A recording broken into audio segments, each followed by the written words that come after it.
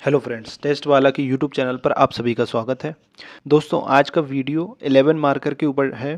11 marker को किस तरीके से आपको लिखना है, 11 मार्कर से संबंधित कुछ टिप्स है और कुछ ट्रिक्स हम यहाँ पे आपको बताएंगे। तो चलिए शुरू करते हैं। देखिए, 11 मार्कर में आपको 2 पेज आते हैं लिखने के लिए। तो आपको एक चीज़ ध्यान रखनी है, आप जो आंसर लिखेंगे उसमें आप मैक्सिमम पॉइंट दिखाएंगे। पॉइंट में मतलब आपको 10 से प्लस ही पॉइंट लिखने हैं। जो भी आपके आंसर में पॉइंट होंगे वो आप 10 से अधिक लिखने की कोशिश करें। दूसरी चीज़, आपको पहले आपको उसमें प्रस्तावना देनी है, तो वो आप 2 या 3 लाइन का इंट्रोडक्शन आप दे सकते हैं। उसके बाद आप एक फ्लो डायग्राम बना सकते हैं। जैसे मान लीजिए आपसे कारण अगर पूछे गए हैं, तो आप पहले एक फ्लो डायग्राम बना के उसमें आप कारण बता दीजिए। इस तरीके का आप कोई सा भी फ्लो चार्ट इस तरीके के आप कोई भी यूज़ कर सकते हैं। ठीक है, तो ये आप शुरुआत आपकी क्वेश्चन की रहेगी। तो पहले आपको क्या करना है, इंट्रोडक्शन देना है। उसके बाद आपको फ्लो चार्ट का यूज़ करना है।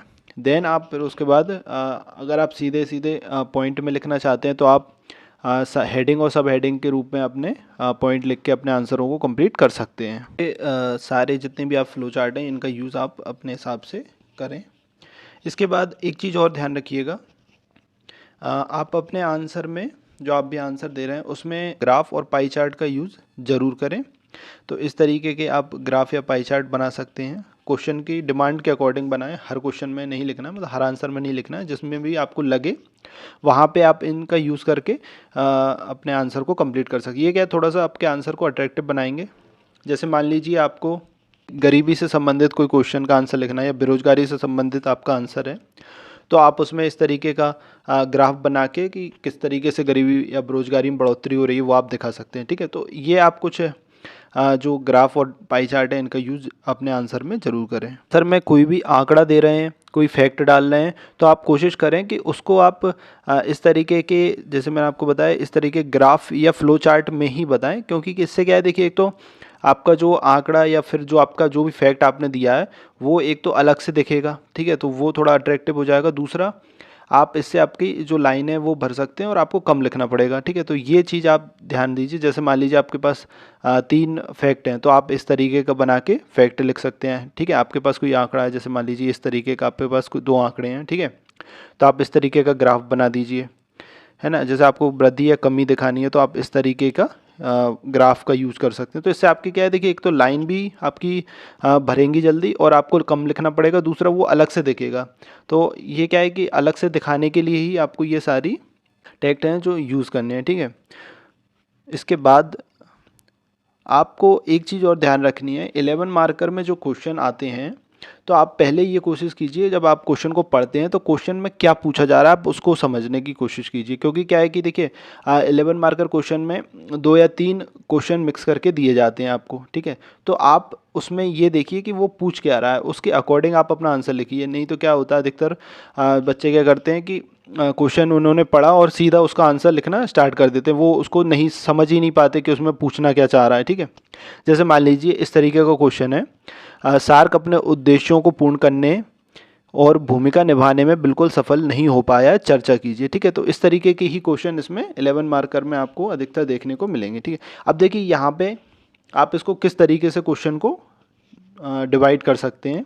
पहला तो आप सार्क का परिचय दे दीजिए। ठीक है, ये उसका इंट्रोडक्शन हो जाएगा। उसके बाद देखिए यहाँ पे उद्देश्य आप उसके बता सकते हैं कि क्या उसके उद्देश्य थे। ठीक है, क्या उसकी भूमिका थी, फिर सफल ना होने के क्या कारण है। तो इस तरीके से आप इस क्वेश्चन को 3 या 4 कैटेगरी में डिवाइड करके अपना आंसर लिख सकते हैं। ठीक है, तो ये चीज़ आप कैसे ध्यान रखेंगे, आप क्वेश्चन को एक बार अच्छे से पढ़ें, फिर उसमें से पॉइंट निकालें कि आपको क्या क्या यहाँ से पूछा जा रहा है। जैसे इस क्वेश्चन में आपसे उद्देश्य आप लिख सकते हैं, उसकी भूमिका लिख सकते हैं और सफल ना होने के कारण लिख सकते हैं। ठीक है, इसके बाद आपको सुझाव दे सकते हैं। आपका जो कंक्लूज़न है उसमें आप अपने कुछ सुझाव अपनी तरफ से रख सकते हैं। तो इस तरीके से आपको जो 11 मार्कर के क्वेश्चन है उनको समझना है, फिर उसके बाद आपको अपना आंसर वहाँ लिखना है। ठीक है, तरीके से आपसे क्वेश्चन पूछा जा सकता है कि जिसमें केवल एक ही प्रकार होगा। जैसे मान लीजिए आपसे पूछा जाए कि भारत में बेरोजगारी के कारणों की विस्तार से चर्चा कीजिए। ठीक है, तो आपको यहाँ केवल कारण पूछे, इसमें आपको कुछ और नहीं पूछा है, तो आपको केवल कारण ही लिखने हैं। ठीक है, तो यहाँ आप कोशिश करें कि मैक्सिमम कारण आप यहाँ पे लिख सकें। ठीक है, सबसे पहले भूमिका लिखेंगे। भूमिका में आप 2 या 3 लाइनें या फिर अधिकतम 4 लाइनों का यूज़ करें, ठीक है। ये आपकी भूमिका हो गई। उसके बाद आपने एक इस तरीके का फ्लो चार्ट बना दिया जिसमें आप कारण, आपके कुछ कारण आप यहाँ बता सकते हैं, ठीक है। या फिर आप एक काम करें कि यहाँ पे आपने हेडिंग वाले हेडिंग लिख दी। इसके बाद आप उन हेडिंगों की सब हेडिंग करके आपके पॉइंट वाइज आपके कारणों को डिटेल में लिख दें, ठीक है। इसके बाद देखिए, जैसे मान लीजिए आपने प्रस्तावना लिखी, उसके बाद आपने इस तरीके का फ्लो चार्ट बनाया कारणों का, फिर आप यहाँ पे पॉइंट वाइज अपने कारण लिख सकते हैं। मान लीजिए आपके पास 10 पॉइंट है, ठीक है। अब आपके पास आधा पेज अभी भी बच रहा है, तो यहाँ पे आप क्या करें, आखिरी में निष्कर्ष से पहले एक विषय वस्तु आप उसकी लिख सकते हैं। विषय वस्तु का मतलब है कि आपने जो भी आंसर लिखा है उसका एक निचोड़, 2 या 3 लाइनों में उसका क्या निचोड़ है उसमें, तो वो चीज़ आप यहाँ पे लिख सकते हैं। इसके बाद आप आखिरी में 1-2 लाइनों का निष्कर्ष बता दें। तो इस तरीके से आप अपने जो आपका आंसर रहेगा उसको आप इस तरीके से प्रेजेंट करें ताकि आपको मैक्सिमम नंबर यहाँ पे मिल सकें। मान लीजिए प्रश्न में 2 चीज़ें आपसे अगर पूछी जाती हैं, जैसे इसमें आपसे पूछा गया कारण और परिणाम बताएं, ठीक है। तो आपको क्या करना है, इस तरीके के प्रश्नों के आंसर लिखने में आपको क्या ध्यान रखना है कि आप पहले तो उसके कारणों पे चर्चा करेंगे, उसके बाद जो उसके परिणाम होंगे, जो जो उसका सेकंड भाग होगा, इसको 2 भागों में आपने आंसर लिखना है। तो पहला जो भाग है उसका कारण, वो आप छोटा लिखेंगे। उसका जो दूसरा भाग है उसको आपको बड़ा लिखना है, ठीक है। जैसे मान लीजिए आपको कारण लिखे हैं तो आप 4-5 कारण या 6 कारण लिख दीजिए। उसके बाद जो आप परिणाम लिखेंगे वो आप 10 से अधिक परिणाम लिखेंगे, क्योंकि क्या होता है जो आपकी कॉपी चेक कर रहा है तो उसमें क्या है कि वो लास्ट आखिरी पेज पे ही ज़्यादा ध्यान देगा, ठीक है।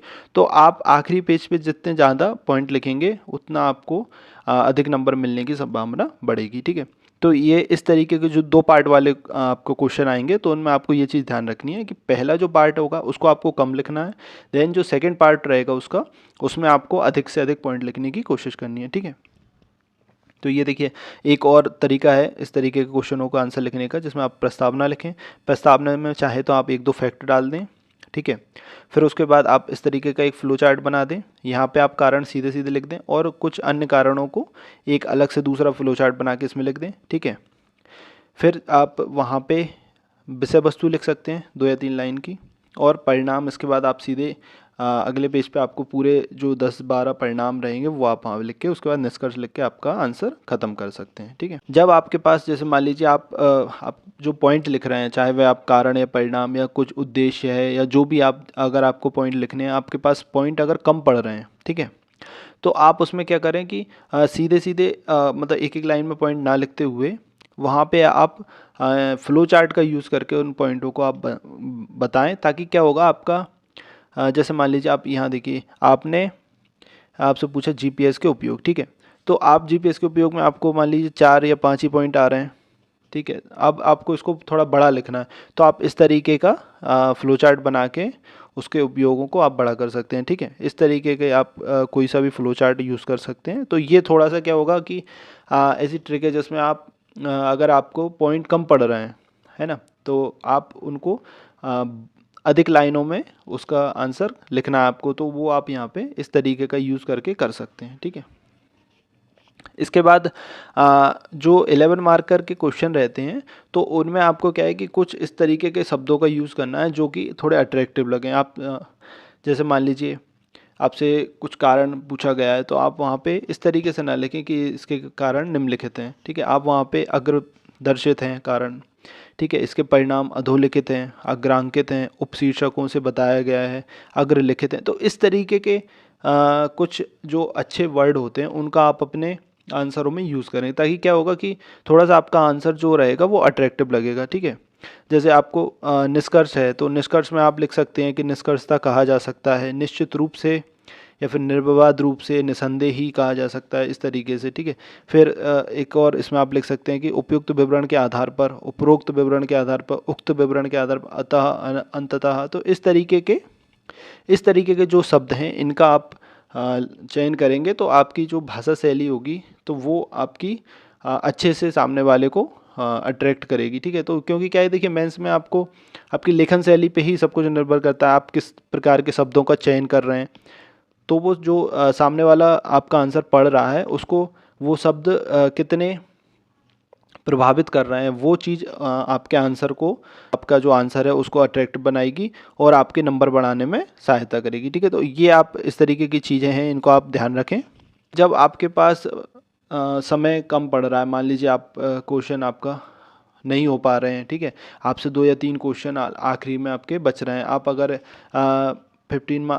आप अगर 11 मार्कर को आखिरी में करते हैं और आपसे 1-2 क्वेश्चन या 3 क्वेश्चन आपसे बच रहे हैं, आपसे नहीं हो पा रहा पेपर कंप्लीट, तो आप वहाँ पे क्या कीजिए, आपको पेज भरने हैं, ठीक है, आपको क्वेश्चन कोई सा भी नहीं छोड़ना है। तो आप क्या करें, इस तरीके के बड़े बड़े फ्लो चार्ट बनाएं और फ्लो चार्ट में ही पॉइंट आपके वहाँ पे डिस्क्राइब कर दें। क्योंकि क्या होगा कि आप अगर एक क्वेश्चन को पूरा लिखने की कोशिश करेंगे तो आपके बाकी के क्वेश्चन छूटने की संभावना बढ़ जाएगी। तो आप क्या करें, सभी जो आपके क्वेश्चन हैं उनमें आप इस तरीके के बड़े बड़े फ्लो चार्ट बना के वहीं आपके जो पॉइंट हैं उनको थोड़ा थोड़ा डिस्क्राइब करके अपने पॉइंटों को बढ़ाते जाएं और आपके जो आंसर है उसको आप ख़त्म कर दें। ठीक है, तो इस तरीके से आप ये चीज़ आप कर सकते हैं। ठीक है, ये जब करना है जब आपको आखिरी में मान लीजिए आपका समय बहुत कम बच रहा है और आपको आंसर लिखने में 2 या 3 आंसर हैं आपको लिखने रह गए हैं, तो आप ये वहाँ पे यूज़ कर सकते हैं। आप जैसे मान लीजिए अगर आप 11 मार्कर को पहले कर लेते हैं, आपके पास 5 मार्कर हैं, आपके पास 5 मार्कर अगर आखिरी में आप लिखते हैं और 5 मार्कर आपसे बच रहे हैं, 2 या 3 5 मार्कर हैं, आपके पास समय भी कम है, तो वहाँ पे भी आप ये चीज़ करके इस तरीके का फ्लो चार्ट बना दें और उसी में आप पॉइंट डिस्क्राइब कर दें, तो वो आपका आंसर हो जाएगा। ठीक है, तो क्योंकि क्या इसमें आपको समय की बचत होगी और आपका आंसर भी लिखा हो जाएगा। नहीं तो आप एक ही आंसर को लिखने के चक्कर में रहेंगे तो आपके बाकी के क्वेश्चन छूट जाएंगे। ठीक है, तो इसी के साथ आज का ये वीडियो कंप्लीट होता है। अगर आपको वीडियो पसंद आया तो आप चैनल को सब्सक्राइब कीजिए, वीडियो को लाइक कीजिए और अपने जितने भी फ्रेंड्स हैं उनके साथ इस वीडियो को उनके साथ शेयर कीजिए। धन्यवाद।